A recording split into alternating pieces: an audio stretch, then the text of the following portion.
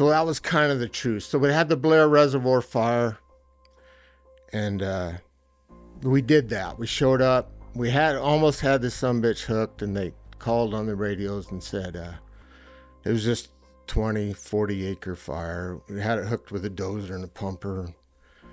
They said, hey guys, I think we got this.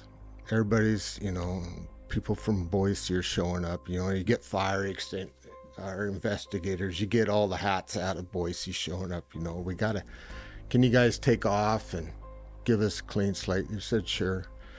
We left. Well, that fire, another 50,000 acres, and it burnt a bunch of winter range. It burnt out a couple of local ranchers. It burnt, So, of course, we blamed the BLM, right? What a bunch of dumbasses. We had it.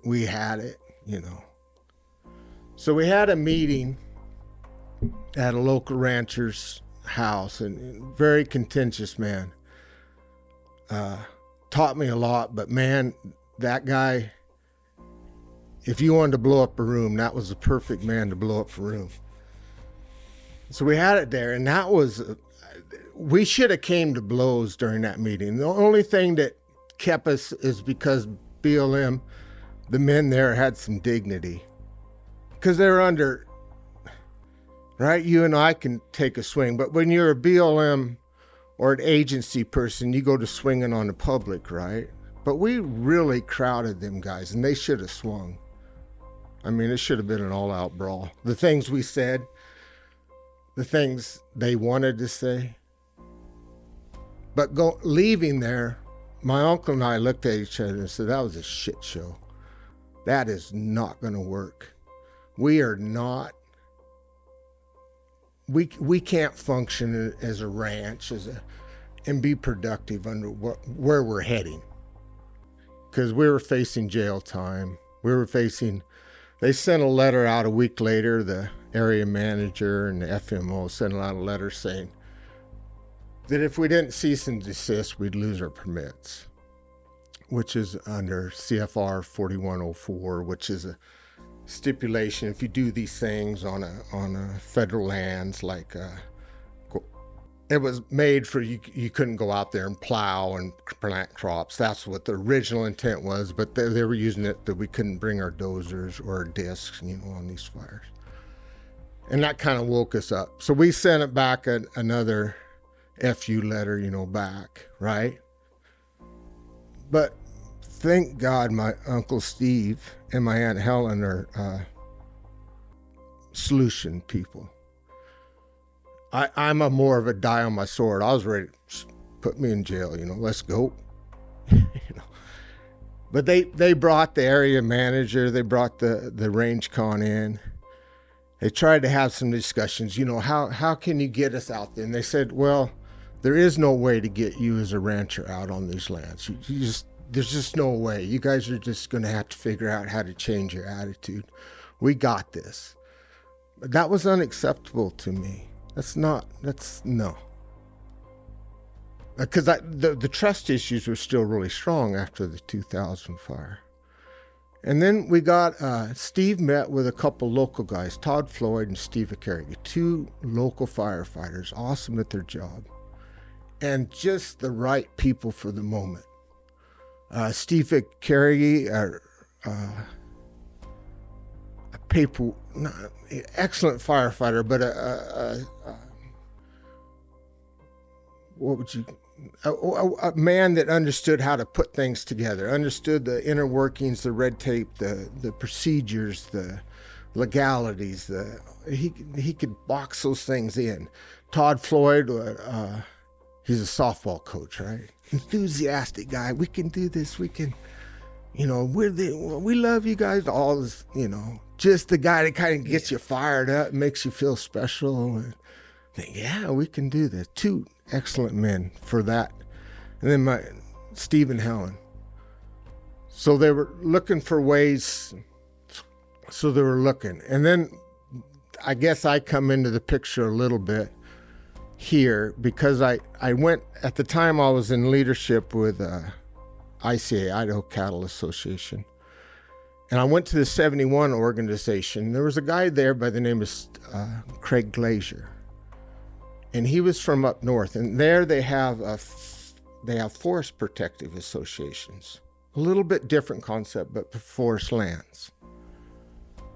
And he had come down. He had heard about the problems and stuff, and had an idea for rangeland fire protection associations, which he had picked up out of Oregon. Anyway, I hear this guy, and I was like, damn, this is a way for us maybe to become legal.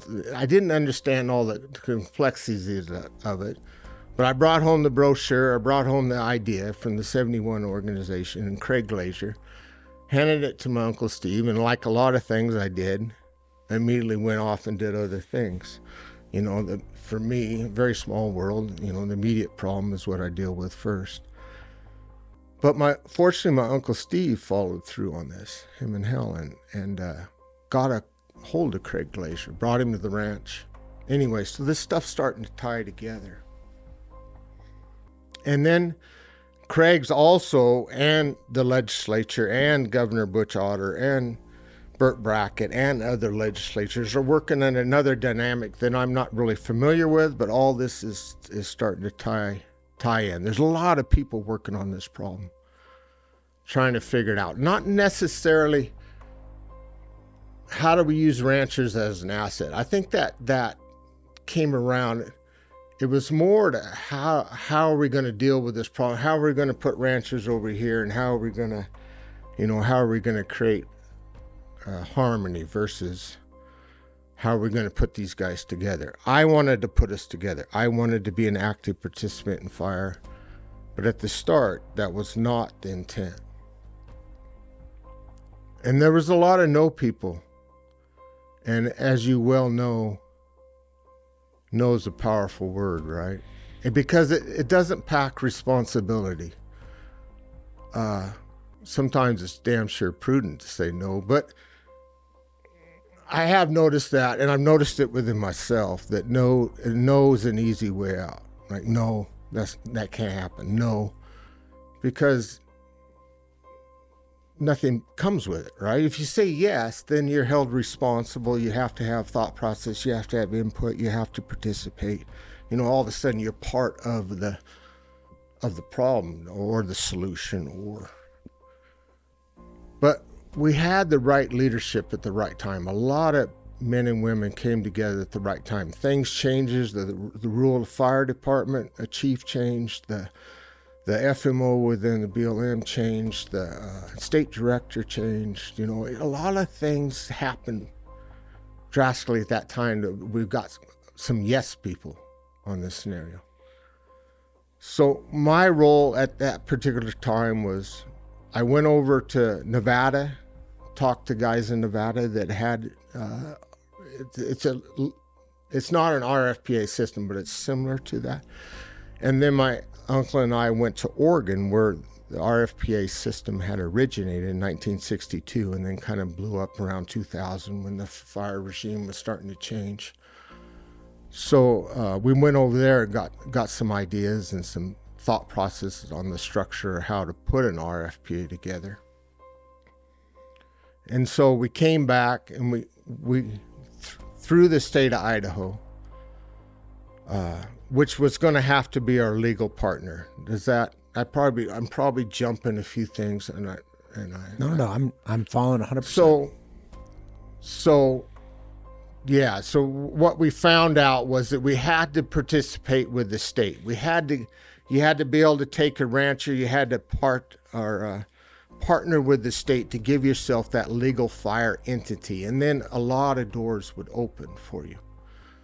So they established that legislative-wise in 2013 with House Bill, I think they changed Title 38, if I remember correctly. They changed title to float, so that gave us the legal structure. The state fire marshal and stuff gave us some funding to start with PPEs, those protective fire equipment, with a stipulation that you had to be a 501c3, a nonprofit organization. You had to have bylaws, and you had to have insurance, and that's